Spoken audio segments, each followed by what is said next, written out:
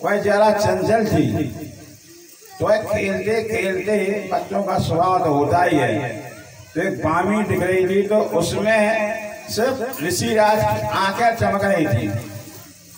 तो बच्ची ने एक सीख उठा के उसमें छेद दिया, तो ऋषिराज की आंखें नमोनायण हो गई, उनसे खून बहने लगा। जब खून बहने लगा तब सब घबरा गए, क्या होता है?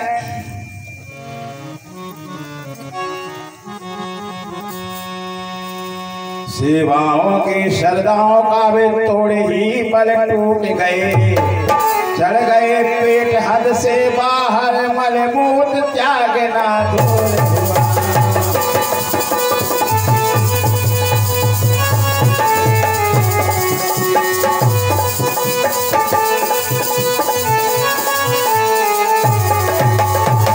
और जैसे कन्या ने श्री कुछ इतना खून बहने लगा कि बामी से बाहर आ गया। अब क्या असर होता है भगवान ऋषि की जब आंखें फोड़ डाली, तो जितने भी वहां राजा थे, राजा के सैनिक थे, सरदार थे, घोड़ा घोड़ी थे, जितने में डेरे में थे, सभी ने मलमूत्र त्यागना बंद कर दिया। राजा शरीयती को यह देखकर बड़ा आश्चर्य होगा कि आखिर क्या हो गया है, किसकी गलती क्या हो गई है। इस पुण्य भूमि में है भाई कौन सा पाप बन आया है।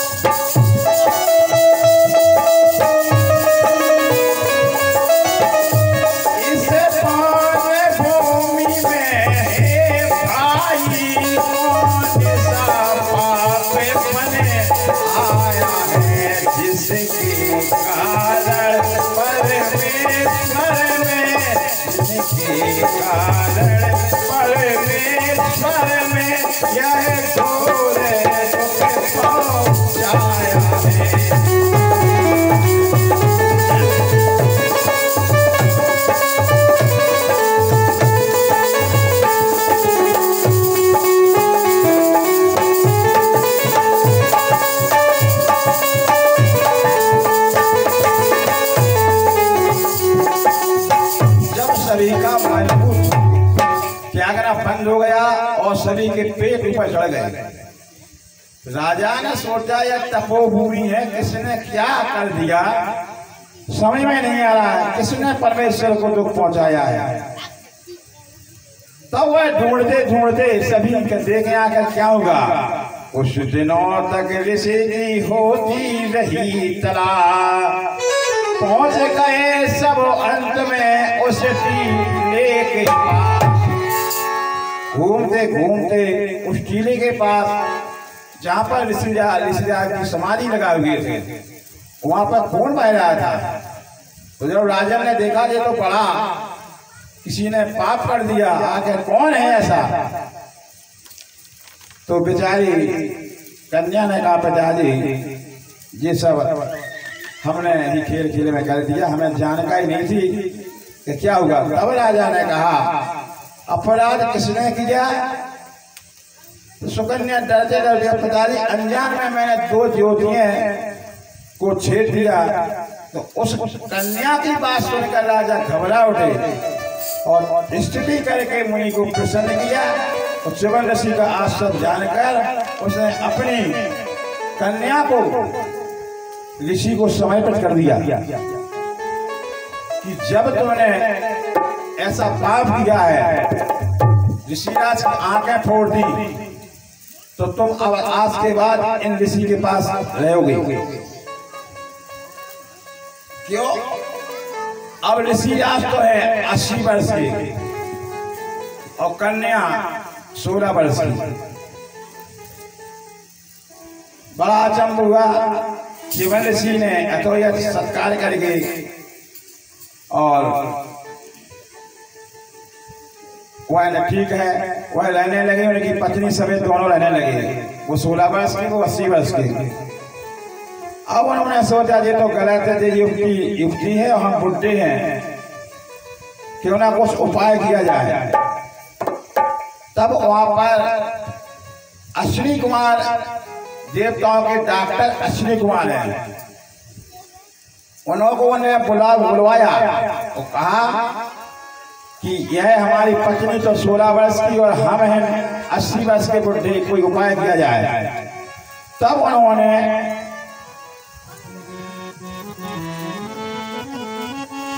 अश्विनी वेदों ने जड़ियों से कुछ ऐसा जल तैयार किया।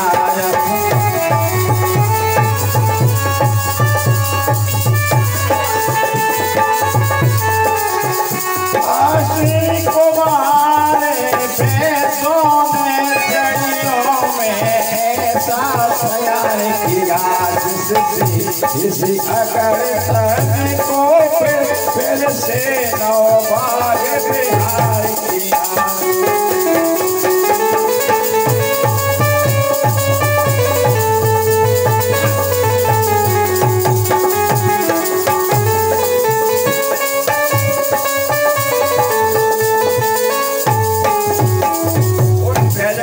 डॉक्टरों ने देवताओं के वहां पे कुंड है, देखना आप लोग गए होंगे, वहां पे कुंड कहलाता है। उस कुंड में वहां की औषधि जड़ी बूटी डाली गई, उसमें ऋषि को स्नान कराया गया। तो ऋषि महाराज 18 वर्ष के हो गए, चमत्कार हो गया। अब जेते 16 वर्ष की हैं, वो उसी से जिस औषधि के योग से हुई तरण यह है प्रसिद्ध आज भी प्रास उसी औषधि से चौवन तरल हो जाते हैं। और आज भी उसी नाम से झांसी के बैजनाथ च्यवन प्राश होता है, उसी नाम से च्यवन प्राश बना हुआ है। च्यवन प्राश खाने से ताजगी आती है। परम साध्वी सुंदरी कन्या ने जब देखा कि तीनों तरण हो गए हैं तो वह फिर आराम से रहने लगी। फिर दूसरे दिन हफ्ता भर 1 महीना बाद उनके पिताजी आए, तो पिताजी ने देखा कि यहाँ तो नवयुवक हैं, हमने तो बुढ़े से विवाह किया था, ये कैसा हो गया। इसने शायद अपने पतिदेव को मरवा डाला और दूसरे के साथ शादी कर ली। कुटिया न रही, धूरी न रही, कंचन के महल दिखे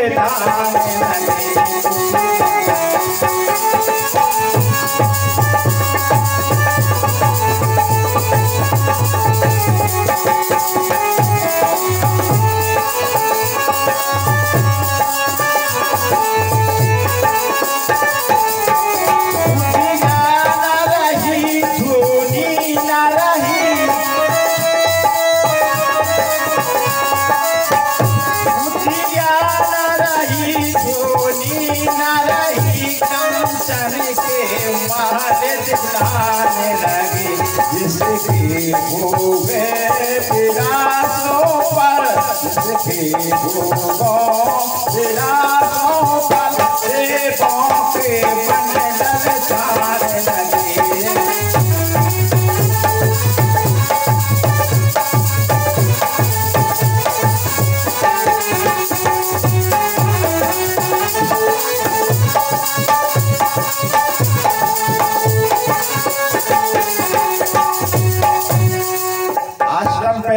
यहाँ भी जाओ धुनी क्या होती है, धुनी और बाबा जी धुनी जमाए हुए उनके रहती है, वहाँ महल तो रहते नहीं है।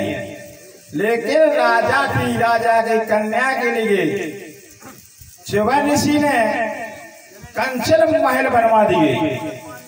वहां पे ना कुटिया रही ना धुनी रही और सारी चीजें भोग विलास की उस कंचन महल में ऋषिराज ने रखवा दी, जिसको देखकर देवताओं के भी मन ललचाने लगे कि हमें भी ऐसी पत्नी मिल जाए तो बहुत अच्छा रहेगा। क्यों पूजा करो, चक्कर में क्यों भी दो, माला के चक्कर में क्यों भी दो। उसी समय जब ऐसा हो गया, जा पहुंचे सरियाती ने पे उसी विपिन की ओर और खींच ली गई फिर उन्हें ममता की डोर। और सरियाती राजा कुछ दिनों के बाद उस आश्रम में पहुंचे, चिवन ऋषि आश्रम में। तो उन्होंने एक युवक को देखा, तो देखते ही उनकी आंखें लाल हो गई, क्योंकि उनने मन में विचार आया कि मेरी पुत्री ने ना जाने उस बुढ़े को मार डाला और नया विवाह कर लिया है, बहुत बदनामी है। तमाम प्रकार के जब पास आए तो बच्ची से बुरा भला कहा,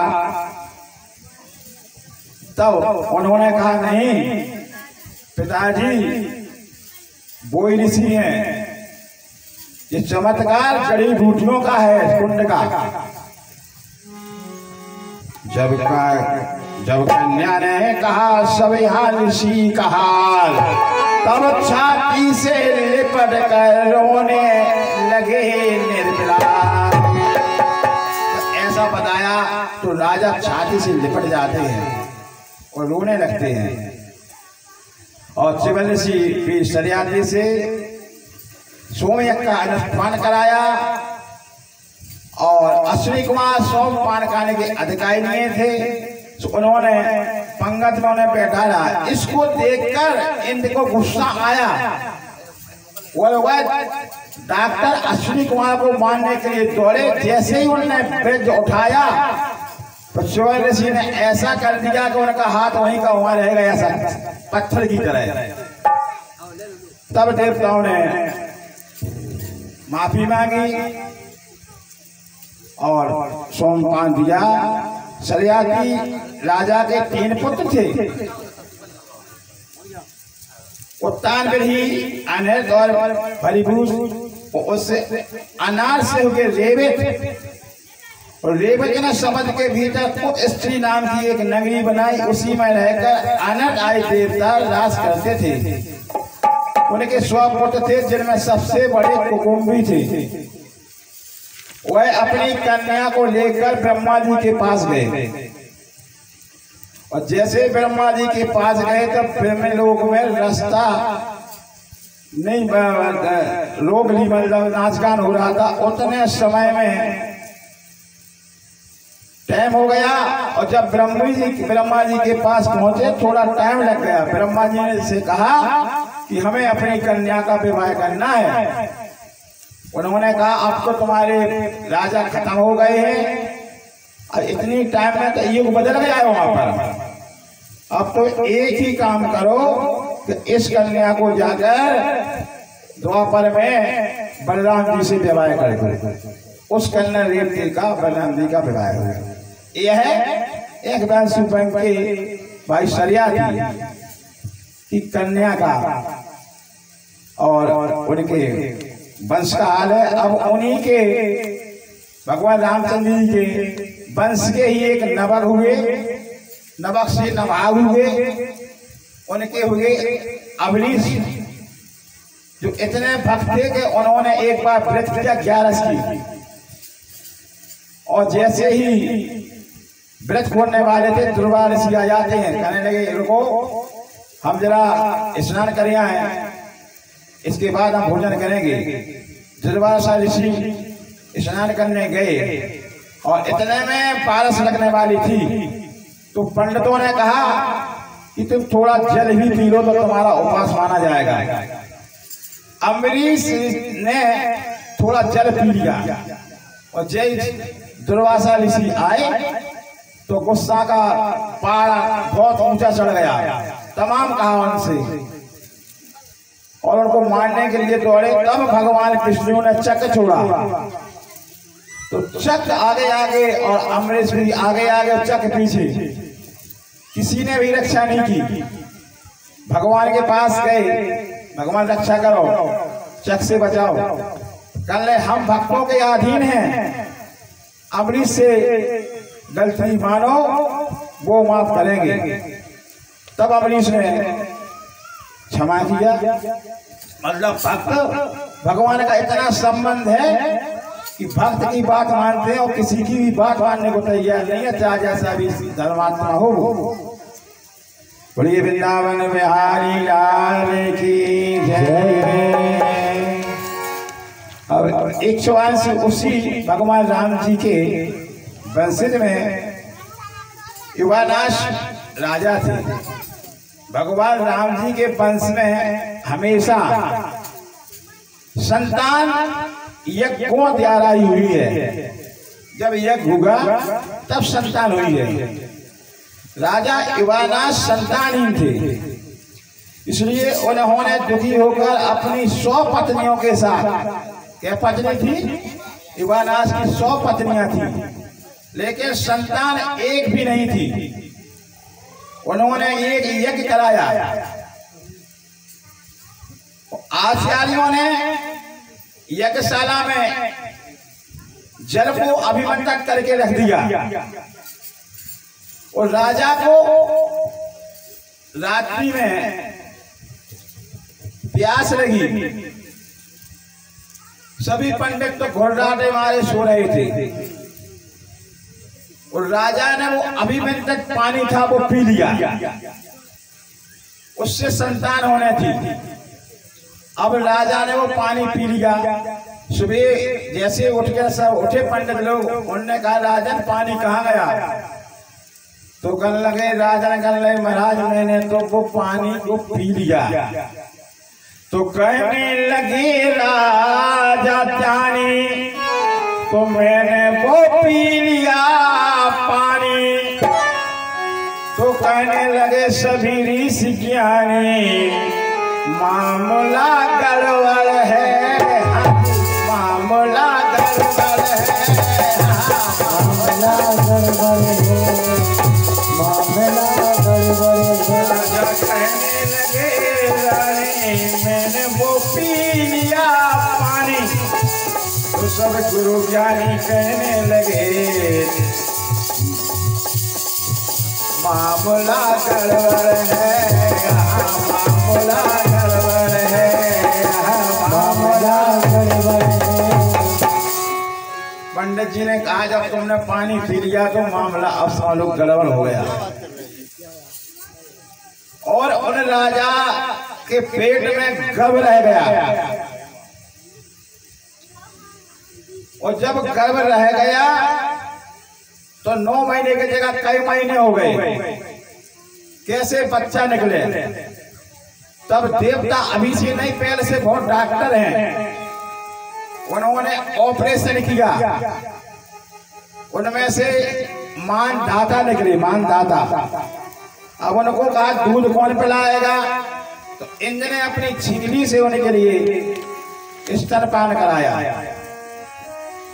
और राजा मंदाता ने ससुबिंद बिंदु नाम के गर्भ से 3 पुत्र उत्पन्न किए। मानदाता ने, भगवान का राम वंश का है। पूर्वज अम्बरीश, ये दूसरे अम्बरीश हैं। और तीसरे आप लोगों ने देखा हो धौलरा के पास, रणछोड़ के पास एक मचकुंद गुफा है। तो तीसरे पुत्र हुए मचकुंद मानदाता के, जो अपने पिता से उत्पन्न हुए। और उनकी 50 कन्याएं थी जो सौरभ ऋषि को ब्याही गई। मचकुंद गुफा में जो मचकुंद राजा हैं उनकी भी 50 बहनें हैं, ध्यान करना जरा। उसी वंश में राजा त्रिकंस हुए, उसी में हरिश्चंद्र हुए। हरिश्चंद्र की कथा कही हुई। रोहित से सगर ने 60,000 पुत्र उत्पन्न किए। जिन्होंने यह किया तो उनका घोड़ा इंद्र चुरा ले गया और कपिल मुनि के आश्रम में बांध दिया। जब घोड़ा को ढूंढने के लिए निकले 60 पुत्र पूरी जमीन खोद डाली, समुद्र तक पहुंच गए। और ऋषि कपिल मुनि के आश्रम में जैसे पहुंचे तो उन्होंने देखा कि ये तो मेरा घोड़ा चुरा लाया, तमाम प्रकार की बातें की। तब उन्होंने श्राप दे दिया, 60 पुत्र भस्म हो गए। जब भस्म हुए तो उनसे असमंजन, उनसे हो गए अश्वान। अश्वान ने तपस्या की लेकिन सफल नहीं हुए। उनको तरने के लिए गंगा जी लाने थी, उनसे फिर भागीरथ हुए। भागीरथ ने गंगा जी का प्रयास किया और गंगा जी की तपस्या की। तब प्रसन्न होकर भगवान ने कहा, गंगा जी ने कहा मैं आऊंगी तो निश्चित, लेकिन मुझे संवारने वाला कौन है? और जब लोग गंगा जी में पाप धोएंगे तो वो पाप कौन लेगा? भाई जाते उन्होंने भी पाप कर दिया, चलो गंगा जी जाएं। तो गंगा जी में जब पाप उतारे आओगे तो गंगा जी कहती है वो पाप आकर किधर जाएंगे? 2 प्रश्नों का उत्तर दो राजन, तो हम आपके साथ चलने के लिए तैयार हैं। भागीरथ ने कहा ठीक है, हम शंकर भगवान को मना लेंगे, वो अपनी जटाओं में रख लेंगे।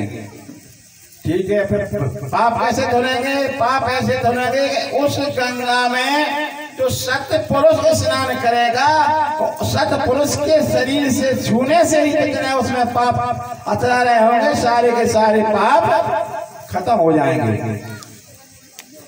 और उन्होंने से अस्मक से मूलक, मूलक से दशरथ, ये दूसरे दशरथ है, वो दशरथ नहीं है। उसका एलिमेंट, उसका विष्णुदेव, उसका खड्गवान, खड्गवान से चक्रवर्ती राजा सम्राट हुए। युद्ध में पहले उनसे कोई नहीं जीत सकता था। उनके बाद इसके बाद खड्गवान, उनको पता होगा कि आपकी मृत्यु तो सिर्फ 2 दिन में ही 2 घड़ी में समाप्त हो जाएगी। उन्होंने 2 घड़ी में अपना ध्यान लगा लिया भगवान के चरणों में और परम पद को प्राप्त हो गए। खड्गवाहों के बाद उनके पुत्र दीघबाहु, उनके रघु, उनके रथ, उनके महाराजा दशरथ। और दशरथ से प्रार्थना करने पर साक्षात परमात्मा श्री हरि ने अंशों सहित रूप दान करके राजा दशरथ के लिए पुत्र हुए। उनके राम लक्ष्मण भरत शत्रुघ्न और सीतापति भगवान श्री राम हुए।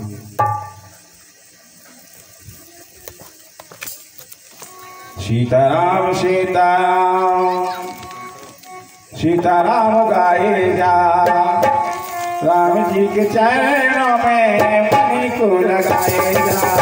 सीताराम सीताराम सीताराम गाए जा, राम जी के चरणों में मन को लगाए जा। सीताराम सीताराम सीताराम गाए जा, राम जी के चरणों में मन को लगाए जा।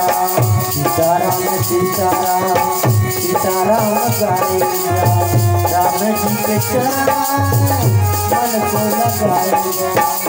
परीक्षित ने कहा महाराज अब ये तो हमें भगवान राम जी के वंश की कथाएं, अब आप कुछ रामायण में सुनाए संक्षेप में, इसलिए आप सब संक्षेप में श्रवण करें और चंद्रवंश की कथाएं कृष्ण भगवान की विस्तार से सुनाइए।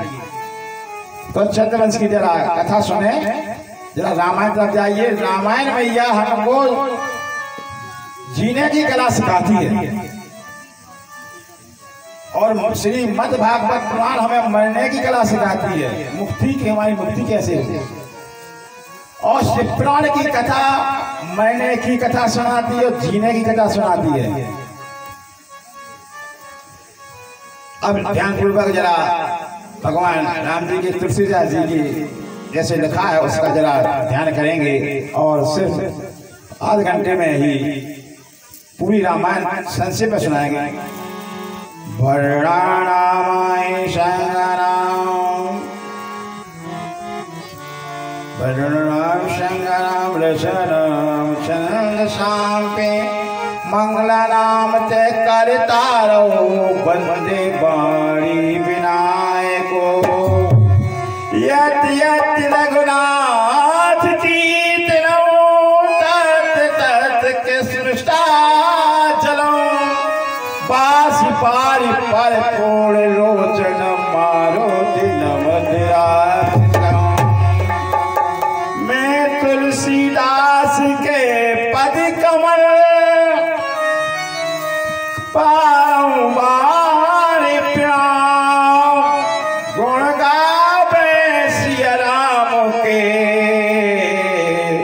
श्री हनुमत हो साय श्री राम श्री राम श्री राम जय जय राम श्री राम श्री राम श्री राम जय जय राम श्री राम श्री राम श्री राम जय जय राम श्री राम श्री राम श्री राम जय जय राम ये गोपाल जो रघुवर की नजरों का इशारा हो जाए गोपाल जो रघुवर की नजरों का इशारा हो जाए श्री राम श्री राम श्री राम जय जय राम श्री राम श्री राम श्री राम जय जय राम मैं तेरी लगन में खो जाऊं मैं तेरी लगन में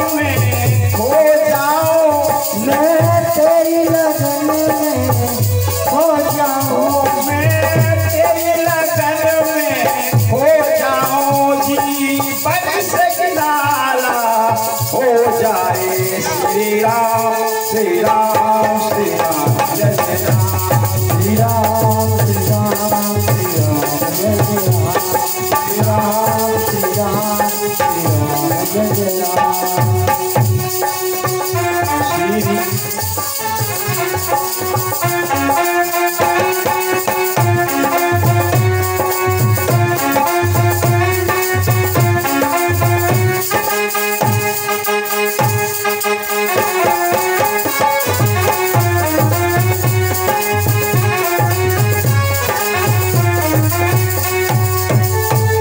श्री राम श्री राम श्री राम जय जय राम श्री राम श्री राम श्री राम जय जय राम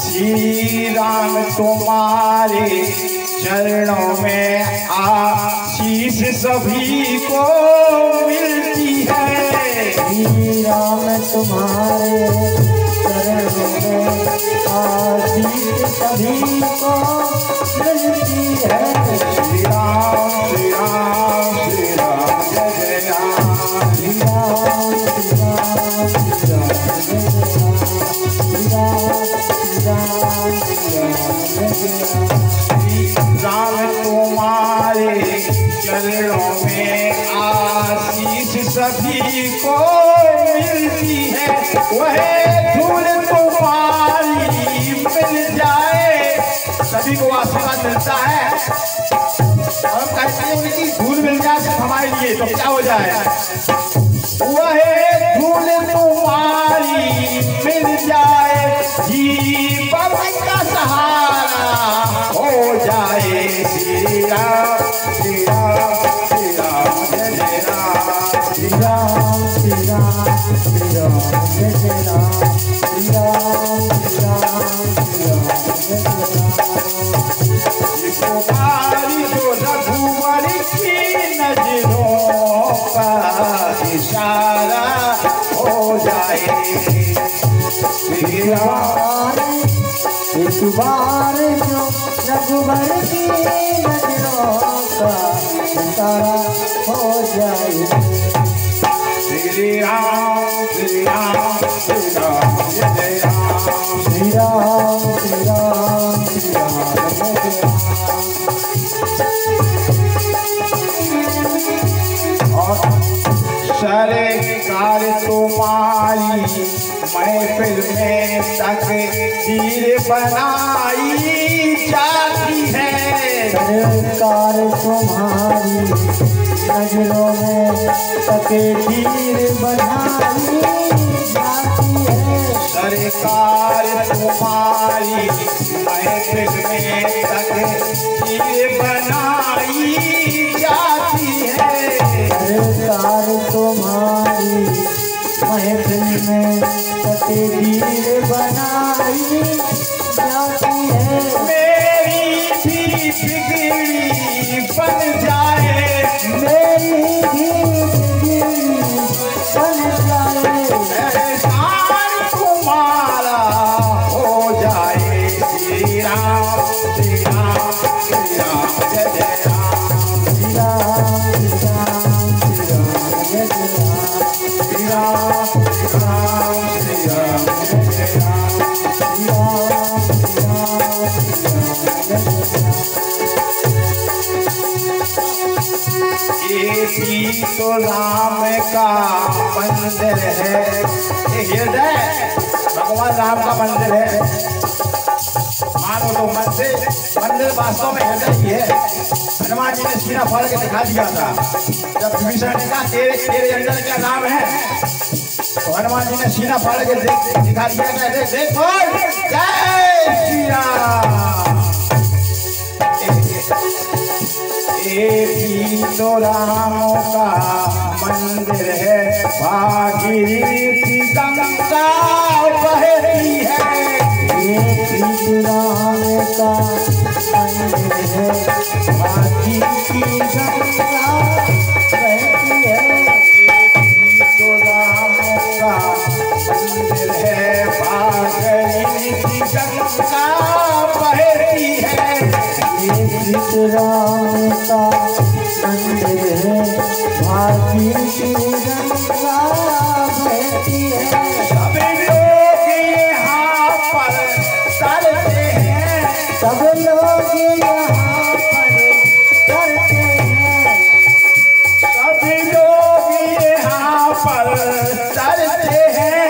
सब लोग यहाँ पर करते हैं। पार सभी का हो जाए। श्री राम श्री राम श्री राम जय जय राम, श्री राम श्री राम श्री राम जय जय राम, श्री राम श्री राम श्री राम जय जय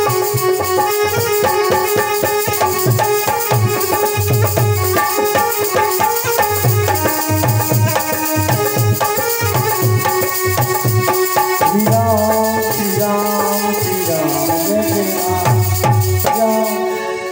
बोलिए राघवेंद्र सरकार की जय। महाराज दशरथ ने एक बार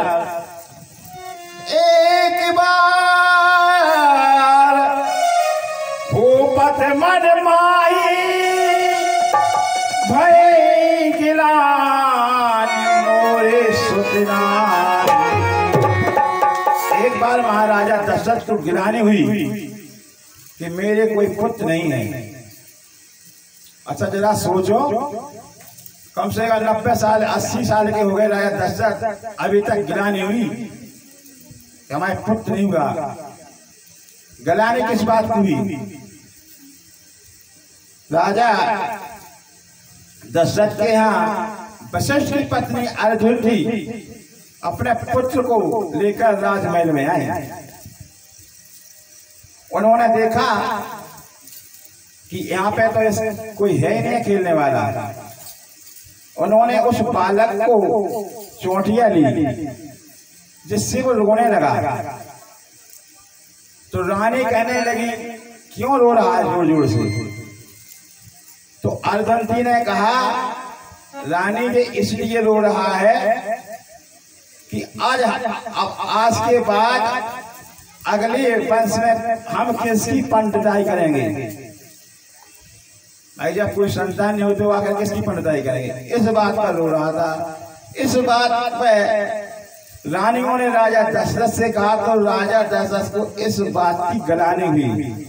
तो तुरंत गुरु गाय गाया तरत मैं पाला,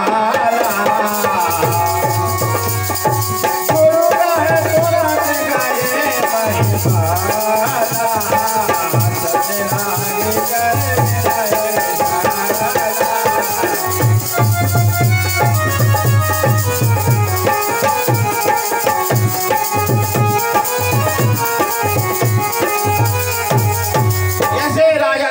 सवार तुरंत गए।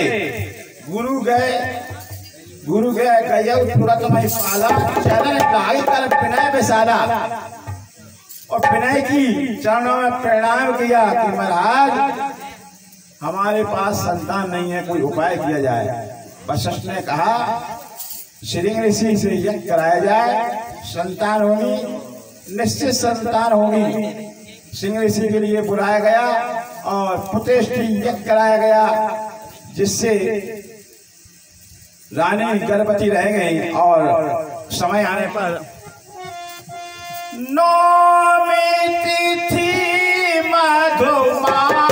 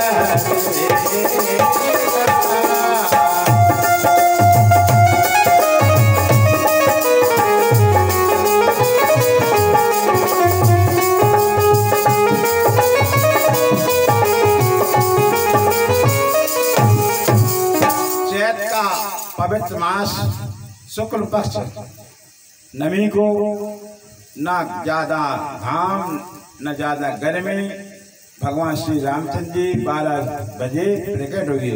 बोली रामचंद्र भगवान की जय। और उनका नामीकरण किया गया। बड़े का नाम राम लक्ष्मण भरत शत्रुघ्न। और एक दिन विश्वामित्र आते हैं दशरथ जी के पास कि मुझे अपने जी दो बालक दे दो। दशरथ जी ने बहुत मना किया, लेकिन जब वशिष्ठ जी ने समझाया तो वह वो दोनों लेकर गए आश्रम के पास।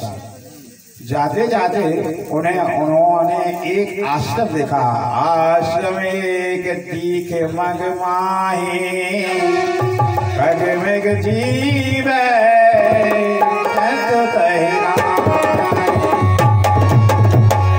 मार्ग में उन्हें एक आश्रम देखा। उसमें खगमेग जंतु नहीं थे, सिर्फ एक शिला पड़ी हुई थी।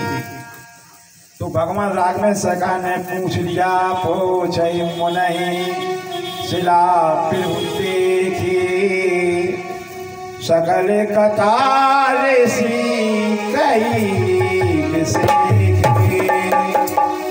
भगवान राघवेंद्र सरकार ने पूछा कि यह शिला क्या है, इसका चरित्र महाराज में सुनाइए गुरुजी।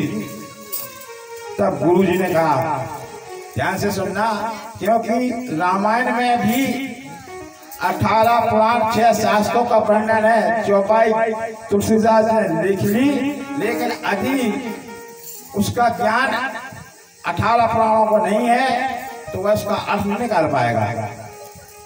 कौन थी वह शिला? कौन थी वह? अहिल्या थी। अहिल्या कौन थी? अहिल्या थी। अहिल्या कौन थी?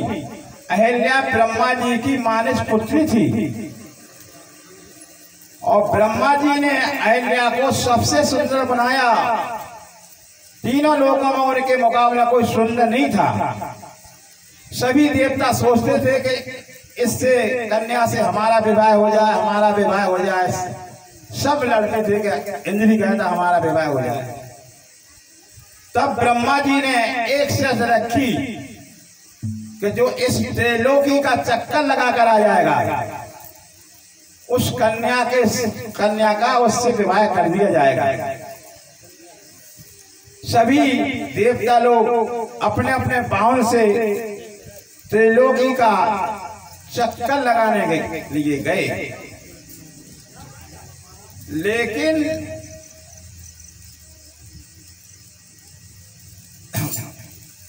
सभी तो चले गए और जाते जाते गौतम ऋषि ने सोचा क्या किया जाए, मेरे पास कोई वाहन तो नहीं है। तो एक गाय बछड़े का जन्म दे रही थी। ध्यान से सुनिए, बहुत बड़े पुण्य की बात है। गाय एक बछड़े का जन्म दे रही थी। उस गाय का गौतम ऋषि ने 7 परिक्रमा किए। नारद जी ने देखा तो ब्रह्मा जी से कहा कि शास्त्रों में और वेदों में इससे बढ़कर कुछ नहीं है। जिसने गाय अगर ब्याह रही हो और उसके 7 परिक्रमा लगा दिया, समरो से त्रिलोकी को जीत लिया। इसलिए उस कन्या को गौतम ऋषि के साथ विवाह कर दिया। जब विवाह हो गया तो आराम से कुटी पर रहने लगे, लेकिन चंद्रमा को अच्छा नहीं लगा। जब चंद्रमा को अच्छा नहीं लगा तो वह चंद्रमा से कहा कि उनके आश्रम पे चलना है और तुमको मुर्गा बन के उनकी आवाज में बोलना है, जैसे बोलता नहीं है कुकड़ों को। तो उसने 12 बजे कुकड़ों को कह दिया। गौतम ऋषि ने सोचा कि चलो 4 बजे का टाइम हो गया, गंगा स्नान चले। तो गंगा स्नान करने के लिए गए। बज रहे थे 12। यहाँ पे इंद्र की चाल थी तो गौतम ऋषि के आश्रम में वो घुस गए। तो वहां पे गंगा जी ने क्या कहा, ऋषि गंगा से गौतम आए, गंगा में गौतम आए, गंगा ने वचन सुनाए।